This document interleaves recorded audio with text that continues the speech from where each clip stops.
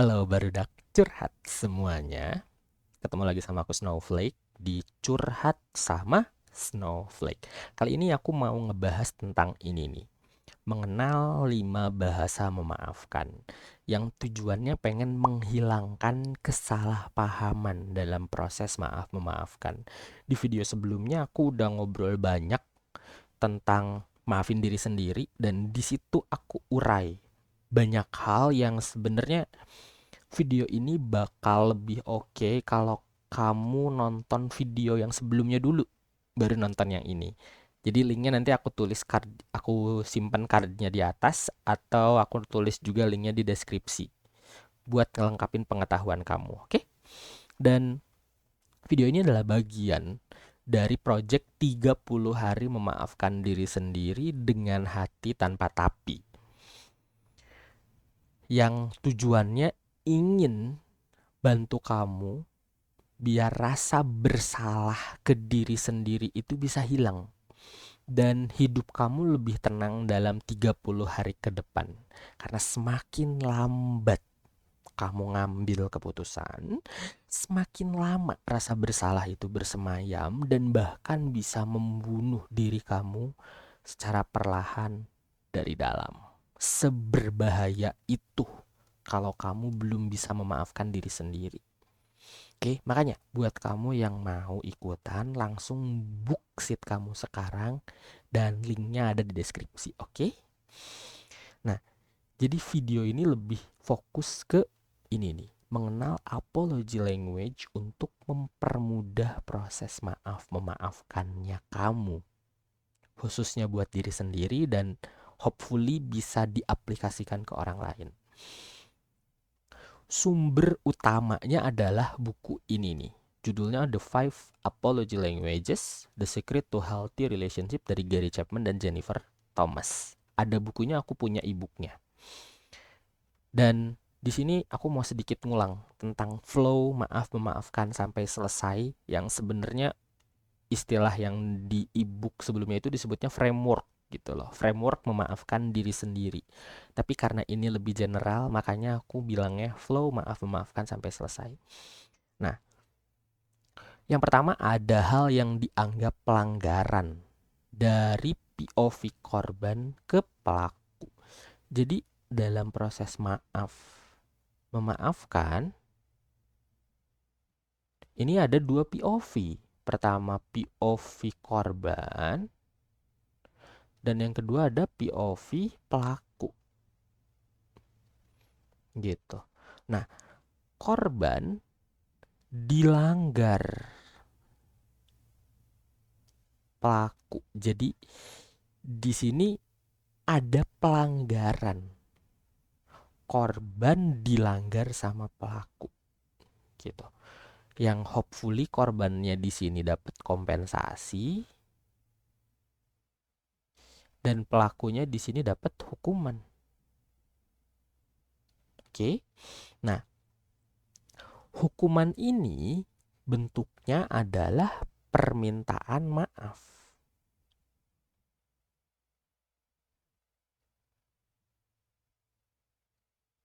Yang nanti ngasih sesuatu sebagai kompensasi untuk korban. Oke, jadi yang kedua ada permintaan maaf dari pelaku ke korban. Dan korban menganggap permintaan maafnya ini sesuai syarat dan ketentuan yang diharapkan. Baru nanti korban ngasih maaf. Oke, karena di video sebelumnya ini aku sedikit nge-review aja ya. Jadi ada kesalahpahaman. Pelaku ini dia ngelakuin A sebagai bentuk permintaan maaf.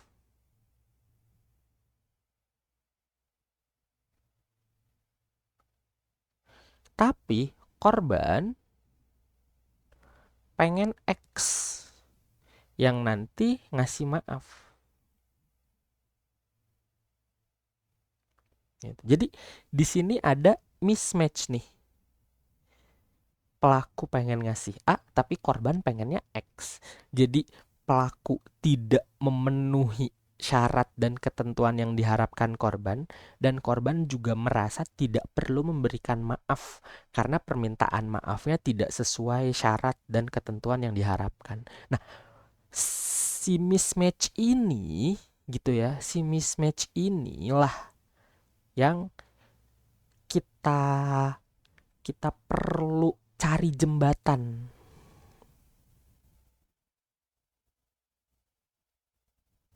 Jadi nanti pelaku tahu kalau korban pengen X dan korban bisa dapat X dari pelaku, dan pelaku nanti bisa dapat maaf dari korban. Gitu loh. Kebayang nggak? Jembatan inilah yang aku maksud dengan apology language.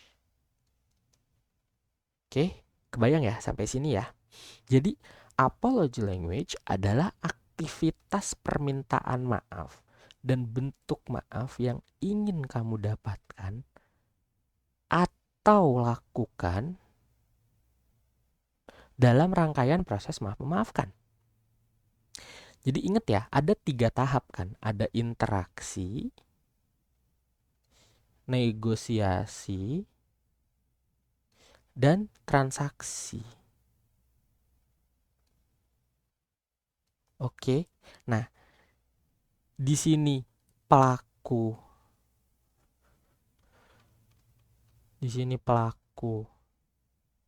sama korban, dan dalam tengah-tengah proses ini ada bahasa memaafkan.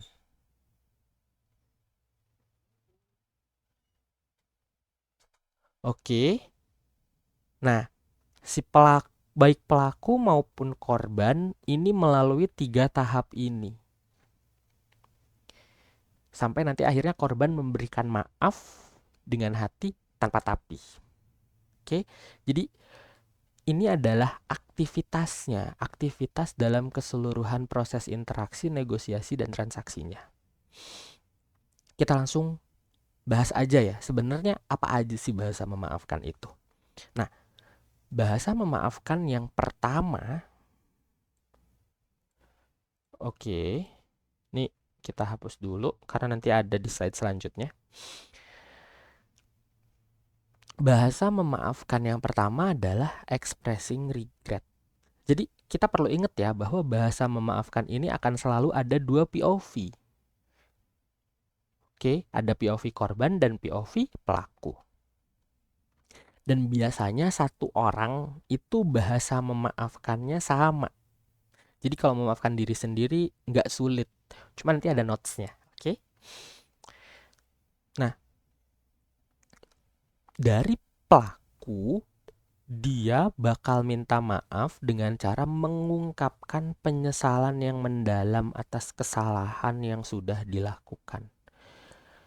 Expressing regret, kayak aku udah nyesal banget udah bikin kamu kecewa, dan buat aku itu jadi hal yang sangat bikin hidup aku nggak nyaman. Jadi gimana dong biar aku nggak menyesal lagi? Apa yang bisa aku lakukan biar aku bisa ngehilangin penyesalan ini? Gitu. Dari korban, maaf akan diberikan setelah pelaku mengungkapkan penyesalan yang mendalam. Jadi kalau pelaku biasanya dia melakukan itu, caranya dia meminta maaf, dan korban adalah proses maafnya bakal diterima kalau udah mengungkapkan penyesalan yang mendalam. Oke? Nah, di sini yang perlu digali lebih dalam adalah bentuk penyesalan mendalam seperti apa yang mau dan mampu dikerjakan pelaku dan yang diharapkan korban. Jadi ini perlu ngobrol dua-duanya. Oke, menurut aku penyesalan mendalam itu artinya aku nggak akan ngulang lagi, misalnya. Penyesalan mendalam ini nggak ngulang. Nggak ngulang kesalahan yang sama.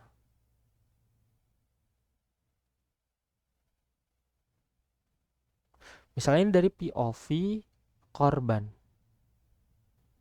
Sedangkan POV pelaku menyesal itu ketika dia ngelakuin sesuatu untuk nebus dosa atas kesalahannya. Gitu. Nah, ini aja udah beda. Oke? Jadi dua-duanya sama. Aku merasa menyesal dan buat aku untuk nebus penyesalan aku harus ngelakuin sesuatu atau ada penebusan dosa atas kesalahan aku ke dia gitu. Tapi buat dia ternyata kamu menyesal itu kalau kamu gak ngulang kesalahan yang sama. Makanya meskipun bahasanya sama, tapi aktivitasnya bisa berbeda. Jadi perlu dipastikan lagi bahasa memaafkan si penyesalan mendalam ini aktivitasnya apa. Jadi pelaku efektif, efisien, dan singkat, ringkas, padat, jelas ngerjain apa, korban juga bisa senyaman itu, bisa se-enjoy itu, bisa semenikmati itu proses maaf memaafkannya. Dan di sini nanti bisa lebih dispesifikin lagi dalam berapa lama, dalam berapa kali, dan segala macam gitu loh. Yang prosesnya nanti bakal kita obrolin lebih dalam di 30 hari, di project 30 hari memaafkan diri sendiri dengan hati tanpa tapi. Gitu. Selanjutnya, bahasa memaafkan yang accepting responsibility. Artinya menerima tanggung jawab. Nah, POV pelaku dia bakal minta maaf dengan cara menyatakan diri siap bertanggung jawab atas kesalahan yang sudah dibuat. Oke, korban bakal menerima dan memberikan maaf setelah pelaku dianggap sudah bertanggung jawab atas kesalahan yang dibuat. Jadi di sini lebih ke arah pelaku bakal terus-terusan menekankan bahwa oke, aku siap nerima tanggung jawabnya. Kesalahan aku emang berat. Jadi apa yang harus aku lakukan biar kamu bisa nerima permintaan maaf aku sebagai bentuk pertanggungjawaban aku atas pelanggaran yang aku buat ke kamu. Gitu. Si korban pengen menekankan bahwa karena kamu udah ngelanggar aku, kamu harusnya tanggung jawab. Kamu harus tanggung jawab atas kesalahan yang udah kamu buat ke aku. Aku pengen kamu bertanggung jawab dengan cara gitu kan. Nah, ini poinnya sama. Jadi perlu gali lebih dalam soal bentuk menerima tanggung jawab seperti apa yang mau dan mampu dikerjakan pelaku juga diharapkan sama korban. Biar korban nggak nganggap bahwa si pelaku itu tidak bertanggung jawab, dan pelaku juga ngerasa keinginan dia untuk bertanggung jawab terakomodasi. Pelaku bisa mendapatkan maaf dan itu sebagai bentuk tanggung jawabnya gitu kan. Korban dapat pertanggungjawaban dalam bentuk yang diharapkan. Jadi misalnya pelaku misalnya kasusnya adalah telat antar jemput gitu. Nah, pelaku ingin bertanggung jawab dengan cara dalam 1 bulan itu nggak telat lagi. 1 bulan ke depan nggak telat lagi jemput gitu kan. Nah, korban pengennya 3 bulan ke depan. Tapi ininya sama, nggak telat jemput lagi. Nah, di sini ada titik yang berbeda nih dalam waktu. Karena bentuk pertanggungjawaban ini bener-bener subjektif. Bentuk aktivitas dari bahasa memaafkan ini sangat subjektif. Jadi beneran suka-suka si pelaku dan beneran suka-suka si korban gitu. Tapi di sini kasusnya udah clear nih bahwa nggak telat lagi jemput antara si pelaku sama si korban. Cuman di sini masalahnya waktu. Yang satu cuman mampu 1 bulan, yang korban pengennya 3 bulan. Makanya di sini ada proses negosiasi. Dan ternyata setelah nego, akhirnya ya udah 2 bulan deh. 2 bulan ke depan nggak telat jemput. Oke, sepakat. Langsung saat itu juga memaafkan bisa terjadi. Plus ada konsekuensinya. Syarat dan ketentuannya adalah si pelaku nggak boleh telat jemput selama 2 bulan ke depan. Gitu. Bayang ya sampai sini ya. Selanjutnya ada bahasa memaafkan making restitution atau memberikan ganti rugi. Gitu. Di sini istilah yang aku pakai adalah penebusan dosa. Ini sama dengan ganti rugi ya. Oke. Dari kacamata aku, menurut aku sama gitu termnya. Nah, jadi pelaku dia bakal minta maaf dengan siap melakukan aktivitas tertentu sebagai bentuk penebusan dosa. Dan korban bakal menerima dan memberikan maaf setelah pelaku dianggap sudah melakukan aktivitas tertentu yang dianggap sebagai penebusan dosa atau ganti rugi.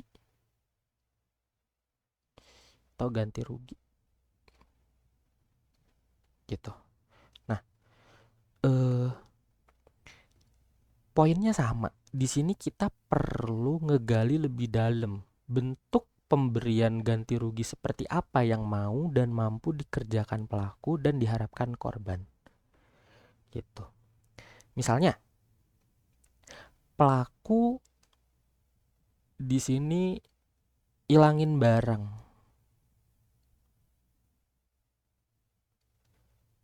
senilai 500.000 misalnya.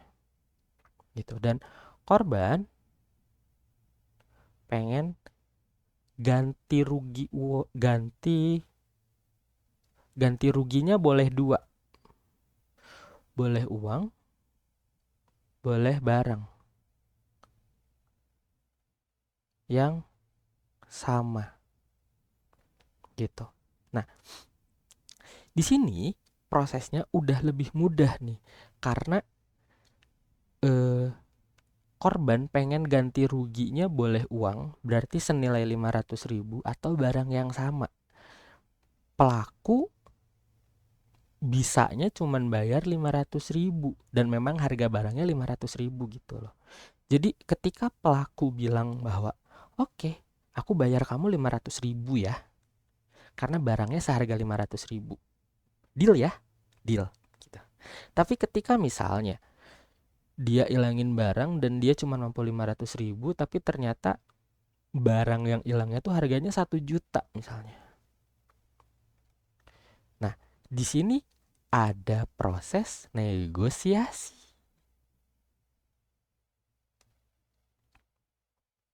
Oke, karena harga barangnya 1 juta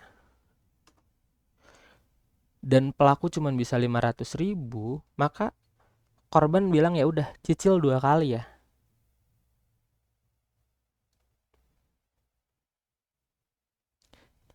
Atau maksimal let's say barang yang sama 2 bulan lagi.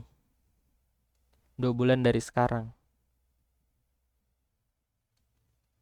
Kamu pilih mau yang mana? Gitu. Jadi dalam proses ini pelaku ngilangin barang dan saat ini dia cuma mampu bayar 500.000, tapi ternyata harga barangnya 1 juta.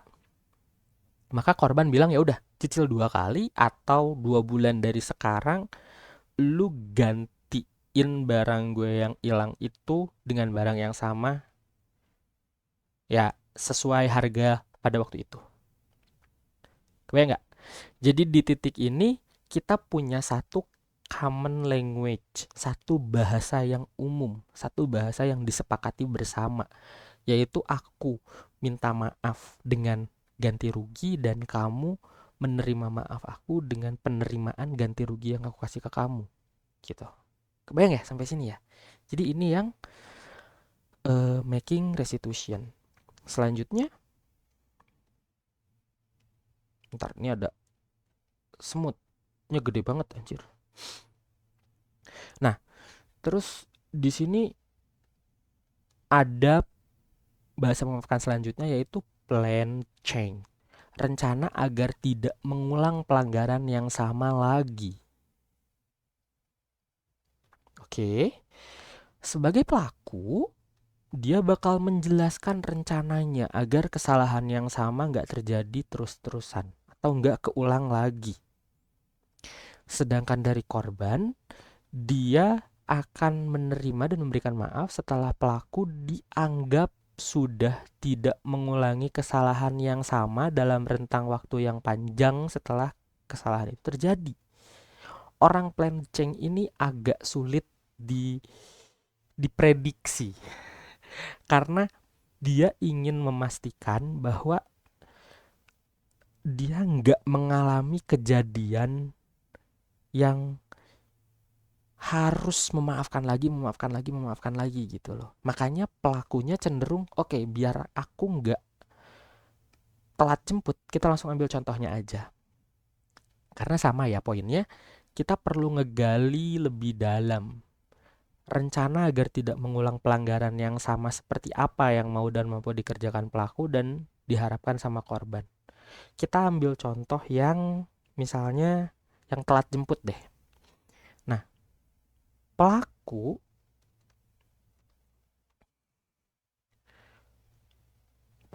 pengen datang atau pengen berangkat 1 jam lebih awal. Lebih awal biar sampai tepat waktu buat jemput gitu kan.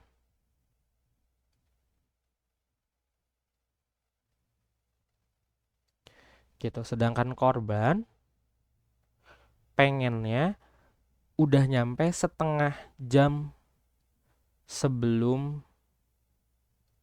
ketutup video ya. Setengah jam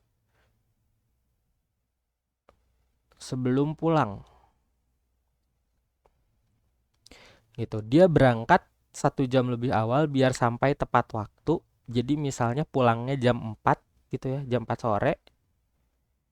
Jam 4 sore. Nah, pelaku targetnya nyampe jam 4 sore. Tapi korban pengen pelaku nyampainya jam 3.30 sore. Gitu. Nah, di sini ada proses negosiasi lagi. Gitu. Atau mungkin di sini biar lebih ini kita 1 jam aja ya. Dia pengen 1 jam sebelum pulang. Jadi di sini jam 3 sore gitu. Jam 3 sore. Nah, ini yang perlu dinegosiasiin pertama. Terus setelah misalnya ini clear ya udah kita dapet deh jamnya. Misalnya di jam 3.30. Plan change ini mengukur konsistensi. Jadi berapa lama? Gitu. Ya udah misalnya selama 1 bulan ke depan aku bakal berusaha jam 3.30. Enggak, harus 3 bulan. Ya udah nego lagi. Ya udah 1,5 bulan. Boleh nggak? Oke deh boleh 1,5 bulan. Jadi dalam 1,5 bulan ke depan pelaku harus jemput jam 3.30 udah nyampe di kantornya korban. Gitu. Kebayang ya sampai sini? Ini lebih mudah karena pelaku dan korban punya bahasa memaafkan yang sama. Akan lebih sulit ketika bahasa memaafkannya berbeda gitu. Oke. Nah, kalau berbeda gimana Snow? Itu nanti kita bahas di project 30 hari memaafkan diri sendiri dengan hati tanpa tapi. Buat yang mau daftar langsung aja, linknya ada di deskripsi. Oke. Selanjutnya ada requesting forgiveness. Atau di sini memohon maaf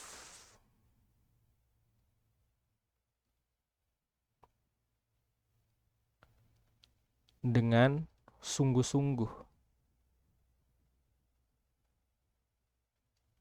Oke, memohon maaf dengan sungguh-sungguh. Nah, dari sudut pandang pelaku, dia bakal meminta maaf dengan cara mohon maaf seluas-luasnya dan sesungguh-sungguhnya ke korban. Sedangkan pelaku sebagai korban, setelah pelaku dianggap memohon maaf secara sungguh-sungguh atas kesalahan yang sudah dibuatnya. Tapi balik lagi, perlu digali lebih dalam soal bentuk permohonan maaf sungguh-sungguh yang seperti apa yang mau dan mampu dikerjakan pelaku dan diharapkan sama korban. Karena biasanya mohon maaf secara sungguh-sungguh ini paling ambigu dan relatif ringan. Karena ya udah, aku sungguh-sungguh minta maaf sama kamu, please aku maafin aku ya, aku nggak akan ngulangin lagi, aku nggak akan ini, aku nggak akan itu, aku nggak akan ini, aku nggak akan itu gitu loh. Banyak nggak akannya tapi end up kekerjain semua. Makanya ini yang paling ambigu dan relatif ringan dalam konteks ya, lebih mudah dilanggar. Tapi enggak buat mereka ya guys ya. Karena pada dasarnya pelaku ini minta maaf dengan sungguh-sungguh, misalnya kayak oke, aku udah misalnya bentar, aku mikir dulu nih satu contoh yang kira-kira bisa jadi contoh yang paling oke. Oke, jadi misalnya ada kasus nggak naik kelas.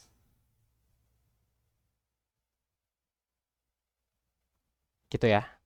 Ada kasus misalnya nggak naik kelas dan pelaku ini ngerasa bersalah banget, minta maaf dengan sungguh-sungguh, pengen bikin diri jadi lebih sukses. Gitu.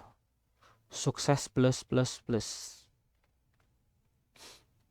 Jadi bentuk permohonan maafnya adalah dari pelaku ini adalah usaha keras untuk bisa sukses plus plus plus karena pernah nggak naik kelas. Gitu. Dari korban di sini misalnya sama, dia juga berharap pengen sukses plus plus plus plus. Dia pengen ngerasain sukses yang pokoknya karena aku pernah malu nggak naik kelas gitu ya, malu. Aku pengen buktiin ke orang-orang yang dulu ngehina aku bahwa aku bisa lebih sukses dari mereka. Korban pengen kayak gitu. Dan pelaku mengiyahkan dalam dirinya, aku janji aku pengen bikin aku sukses gitu loh. Sampai akhirnya pelaku ini berusaha keras buat sukses dan sebagai korban dia dapat kesuksesannya sekarang. Prosesnya bisa sebentar atau lama. Tapi untuk requesting forgiveness ini, buat aku yang penekanannya adalah lebih ke usahanya ini nih. Usaha yang dilakukan sebagai bentuk permohonan maaf secara sungguh-sungguh biar bisa dapat maaf dari korban. Ini yang paling penting. Karena minta maaf itu dianggap sangat ringan, gampang, lu mah cuman minta maaf doang. Kan yang ngerasain sakitnya gue, kan yang ruginya gue, kan yang perlu dapat kompensasinya gue. Lu mah enak cuman tibang, ya udah maaf ya. Udah nggak ngelakuin apa-apa. Anjing gitu kan. Nah, karena terlalu ringan, efeknya dianggap ringan. Jadi biasanya orang-orang yang pengen bener-bener minta maaf ini bakal menunjukkan usaha yang extraordinary gitu. Poinnya di sini adalah usahanya. Oke? Selanjutnya yang jadi disclaimer. Yang jadi disclaimer adalah bahasa memaafkan ini hanya general reference yang perlu digali lebih spesifik dari masing-masing pihak karena sangat subjektif. Jadi beneran suka-suka gitu. Bisa realistis atau enggak. Bisa mudah, bisa susah. Bisa cepet, bisa lambat. Bisa sederhana, bisa rumit. Tergantung orangnya. Semakin mudah orangnya yang ingin memaafkan, maka semakin mudah proses memaafkannya. Tapi semakin sulit orang memaafkan, maka akan semakin sulit juga proses memaafkannya. Jadi balik lagi, ini hanya general reference yang perlu digali lebih spesifik dari masing-masing pihak. Oke? Nah, karena pada dasarnya setiap orang punya bahasa maaf memaafkannya masing-masing. Yang bisa jadi berbeda. Gitu. Jangankan bahasa memaafkannya yang berbeda. Bahasa memaafkan yang samanya pun aktivitasnya bisa beda. Oke? Nah, semakin sesuai dengan bahasa memaafkannya, tuh semutnya datang lagi, jago bener. Semakin sesuai dengan bahasa memaafkannya, semakin tahu apa yang perlu dikerjakan biar bisa memaafkan dengan hati tanpa tapi. Oke, semakin sesuai dengan keinginannya, keinginan korban,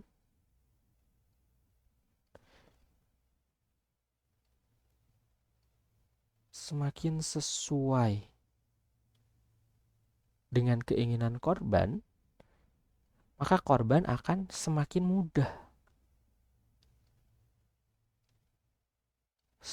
mudah memaafkan.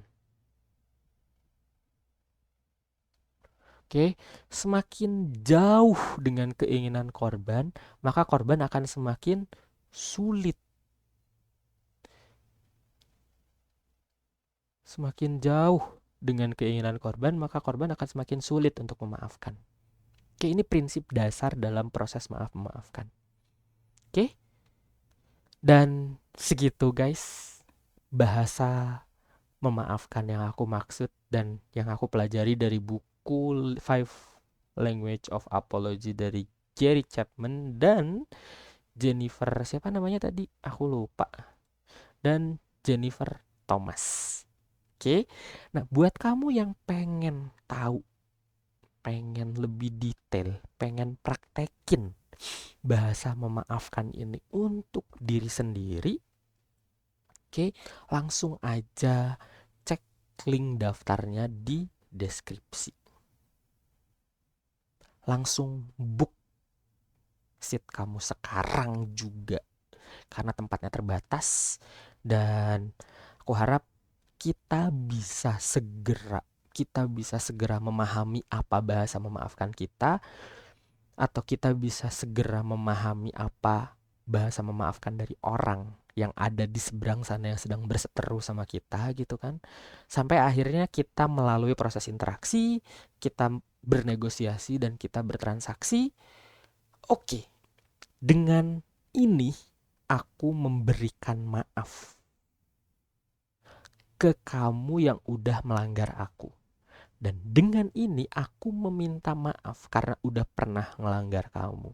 Kedua belah pihak saling memaafkan dengan penuh kesadaran dan dengan penuh kesengajaan.